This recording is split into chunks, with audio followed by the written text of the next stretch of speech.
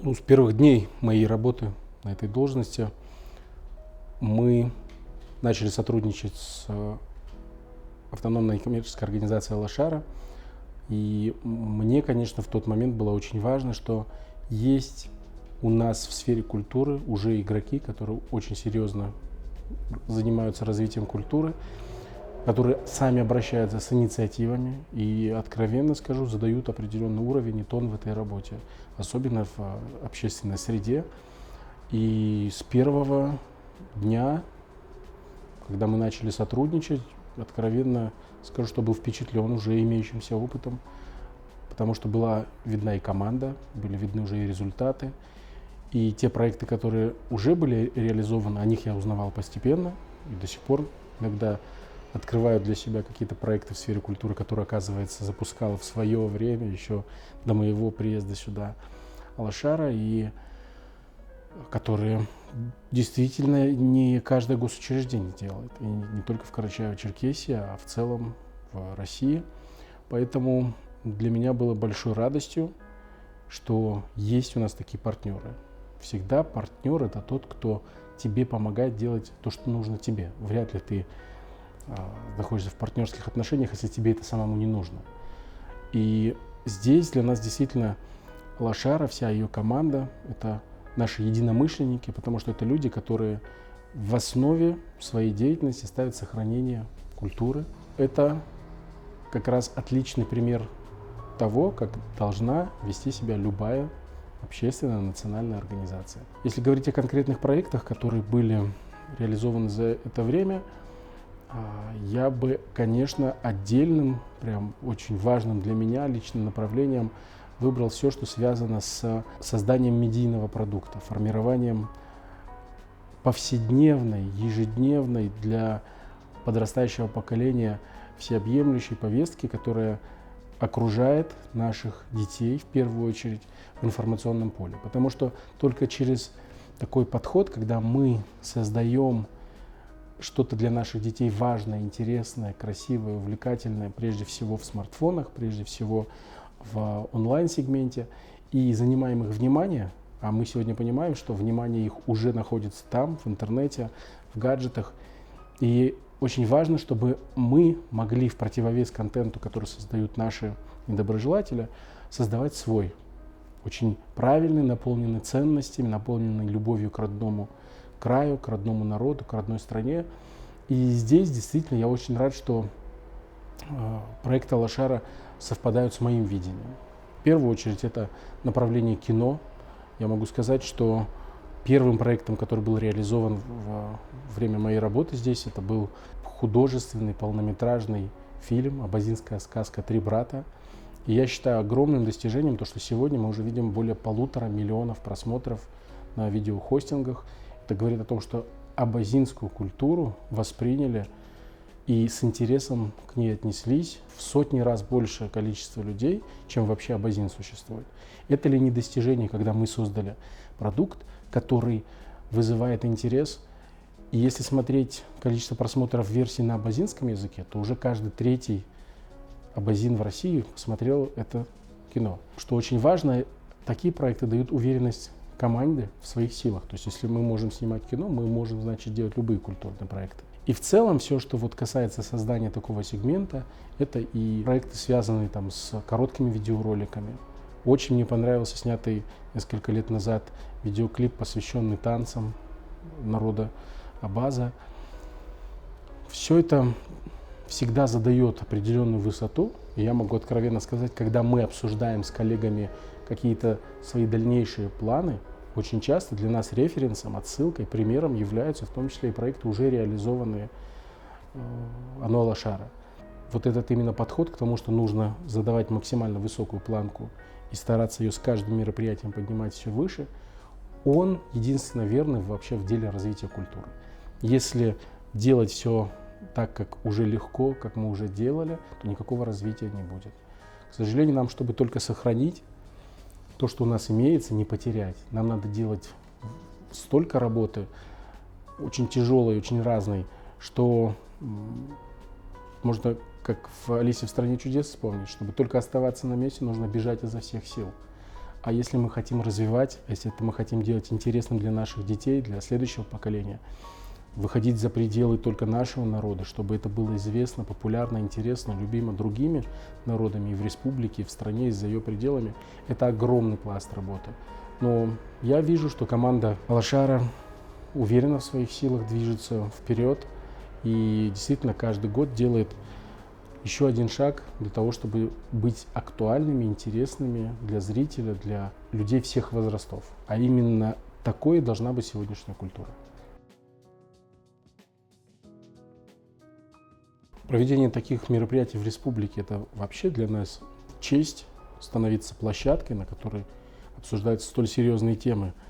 И несмотря на то, что у нас в Карачаево-Черкесии из малочисленных народов только абазины проживают, на самом деле остальные наши народы, они находятся в той же самой опасности, сталкиваются с теми же самыми проблемами, с которыми сталкиваются и абазинские народы, и малочисленные народы Севера, и малочисленные народы Поволжья, Сибири, и в целом малые народы нашей планеты. Сегодня в эпоху глобализации, когда очень легко стираются вот эта вот идентичность, уникальность, специфика народа, когда очень легко потерять свой язык, а мы это видим, что за одно поколение десятки процентов падения количества людей, которые говорят на родном языке. Это только за одно поколение. То есть такими темпами, там условно через 2 поколения вообще может не остаться людей, которые будут говорить на родном языке. С этими проблемами сталкиваются все. И то, что обсуждать эти важнейшие вопросы для всей нашей большой страны, это не вопросы только малых народов. Это вопросы нашей великой страны, которая тем и велика, что здесь даже малым народам находится место, находится право, находится возможность сохраняться, и государство в это вкладывает большие средства. Сегодня, я уверен, именно от представителей народов зависит, будет ли сохранен их язык, будет ли сохранена культура, будут ли сохранены традиции. Потому что все перечисленные аспекты культуры, они все начинаются в семье. И ни одна общественная организация, ни одно министерство, ни один фонд никогда не заменит ответственность мамы, которая делает когда-то неосознанный или осознанный выбор, говорить ли со своим ребенком дома на родном языке, учить ли его традициям, объяснять ли ему, что он потомок своего народа и что до него сотни лет этот народ был, хранил свою историю, а вот на нем он, может быть, остановится именно как несущий культуру и язык.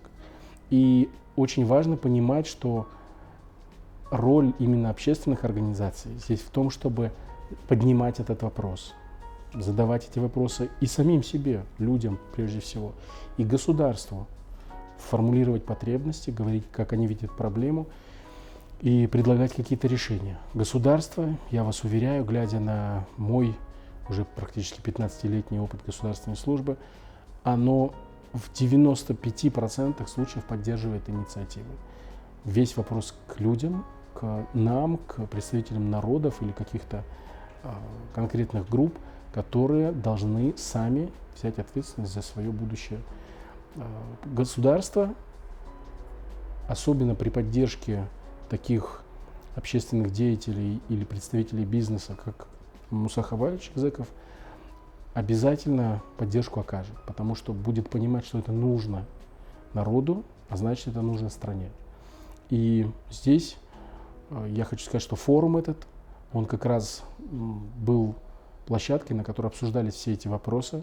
Эксперты высочайшего уровня, вплоть до сенаторов, депутатов Государственной Думы посетили эту площадку. И в республике, за ее пределами, спустя больше года с проведения этого форума, видны результаты. То есть продолжается обсуждение этих вопросов и обсуждаются законопроекты, которые как раз законодательная власть с помощью общественных организаций и должна инициировать для того, чтобы менять ситуацию. Но, повторюсь, это невозможно сделать, если не делать это всем и каждому. В каждой семье, в каждом доме, каждый человек должен осознанно подойти к этому. И вот эта именно осознанность, пробуждение, понимание того, что мы за это отвечаем, оно придет только если общество будет об этом говорить, если, опять же, в том же медийном пространстве будет витать вот эта тема, если каждый день мы будем слышать, что это важно, это нужно обсуждать, об этом нужно думать, и это нужно менять.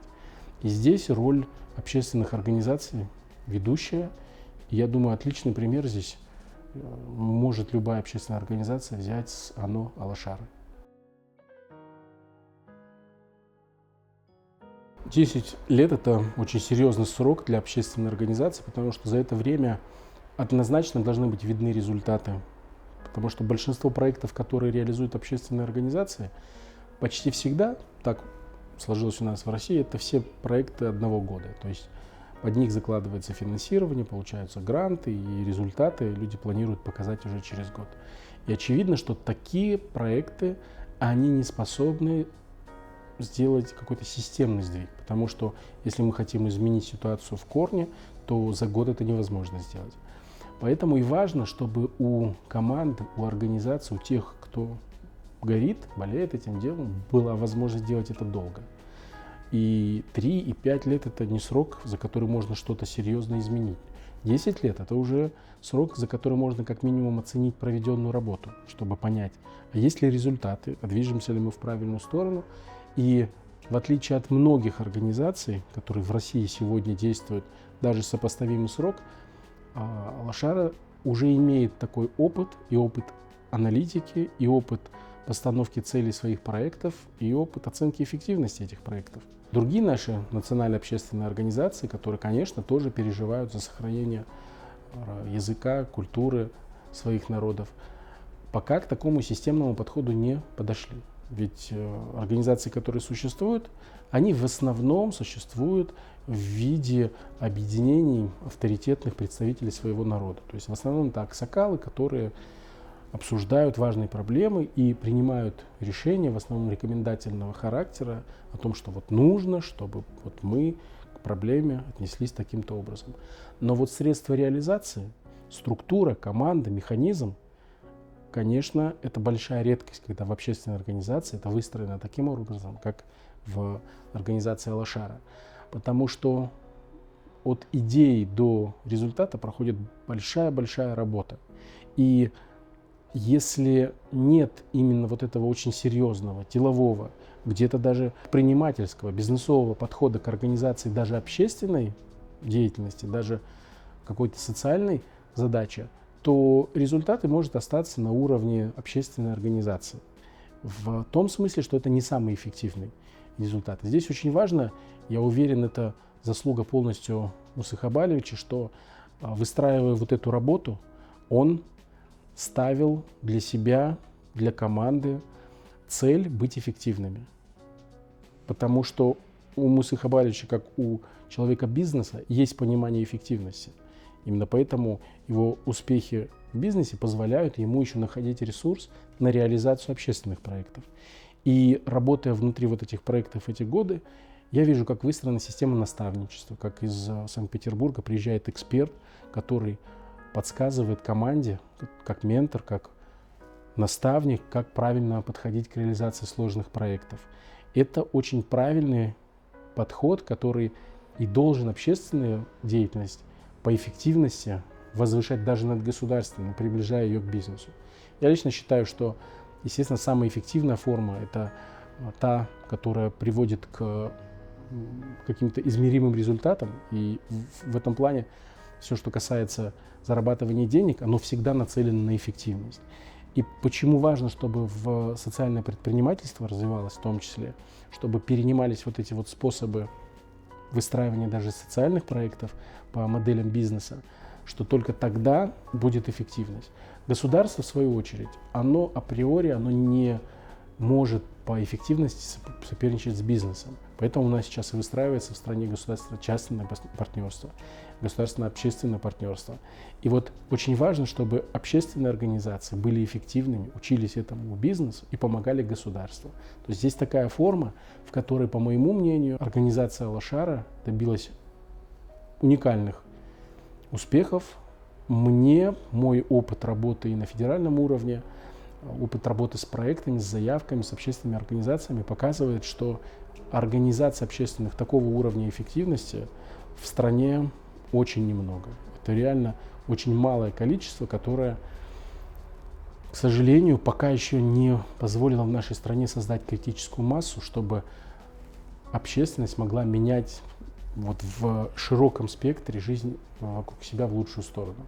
Но, естественно, дорогу прокладывают лидеры, и примеры тех, кто делает это хорошо, тех, кто делает это первыми, они, естественно, заряжают остальных. Я бы очень хотел пожелать нашим коллегам в нашей республике, в стране в целом анализировать вот этот опыт работы Ану Алашары и команды Мусы Хабаровича Экзекова, его подходы к постановке задач, чтобы те задачи, которые у всех одинаковые, мы решали как минимум одинаково эффективными инструментами. Не хуже. Но какой смысл работать не в самой эффективной форме, если рядом есть человек, который готов поделиться своим опытом?